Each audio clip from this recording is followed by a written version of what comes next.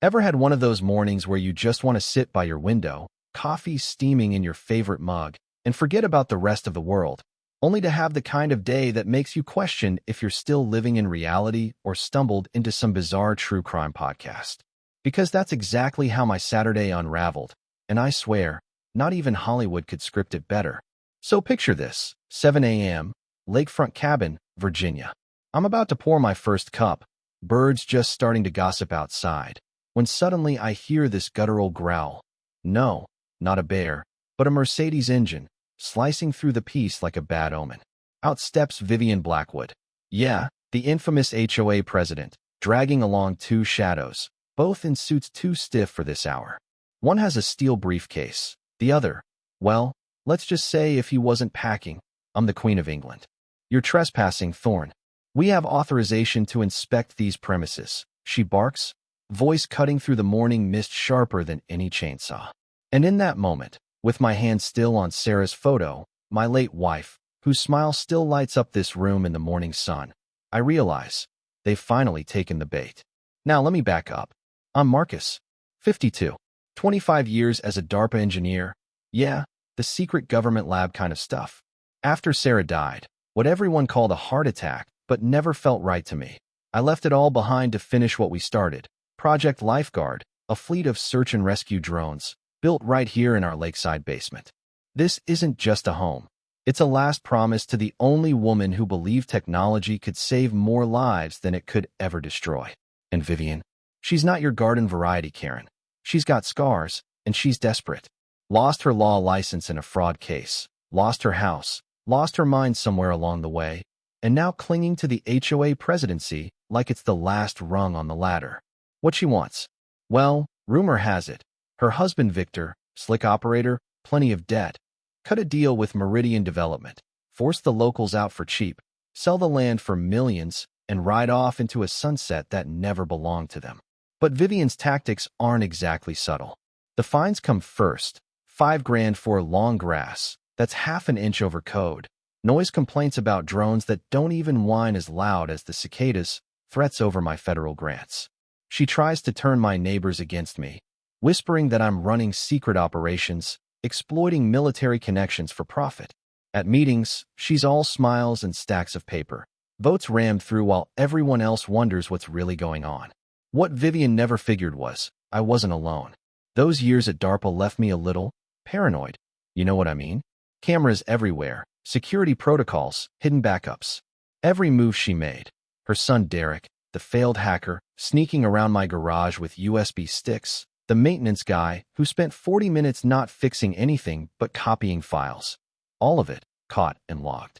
And when the pattern turned from harassment to outright sabotage, I called in a favor. Lieutenant General David Hawthorne, Defense Innovation Unit. Dave, might be nothing, might be bigger. Come see for yourself, I wrote. So when Vivian bursts in, live streaming to 3,000 Facebook followers, armed with paperwork she probably forged over late-night wine and desperation, I just smile, sip my coffee, and hit the silent alarm under the table. David's response is instant.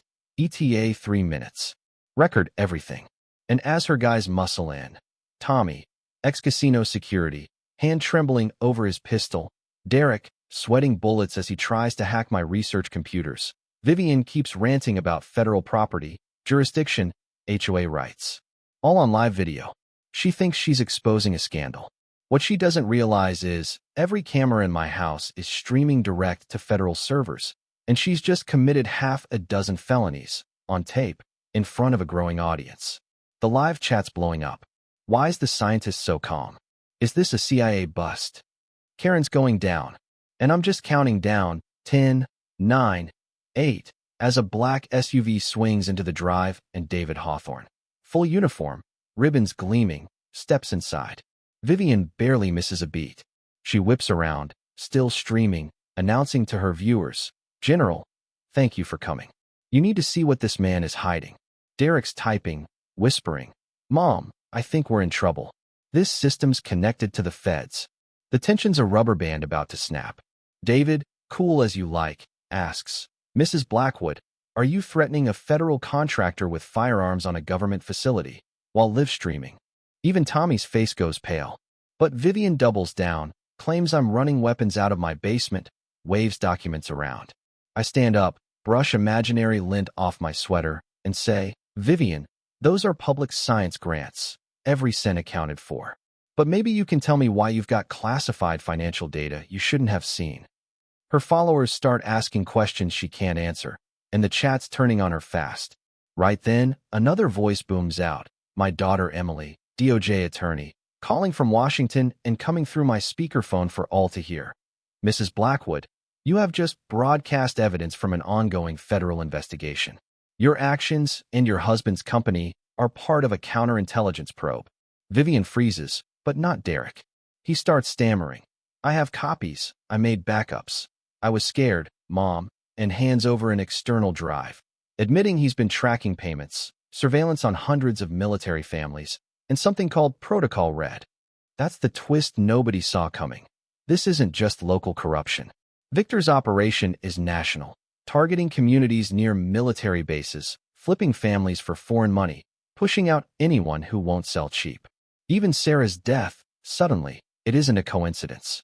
My grief turns cold, focused, as Agent Torres from the FBI steps in, laying out how Victor was compromised. Meridian is a front, and Sarah's investigation threatened to expose it all. We have evidence, she says gently, that Sarah was murdered. The heart attack was induced. The live stream is going absolutely nuclear. 250,000 people now. Comments flying faster than anyone can read. Hashtags exploding. Neighbors confess in the chat how Vivian forged signatures, threatened old ladies, misused HOA funds. Tommy drops his weapon, says on camera he was paid to threaten us. And then, the real showstopper. Victor calls from downtown, holding hostages, demanding to negotiate only with me. So there I am, video call in front of 500,000 people, facing the man who killed my wife. He's cold, methodical, admits Sarah was collateral damage.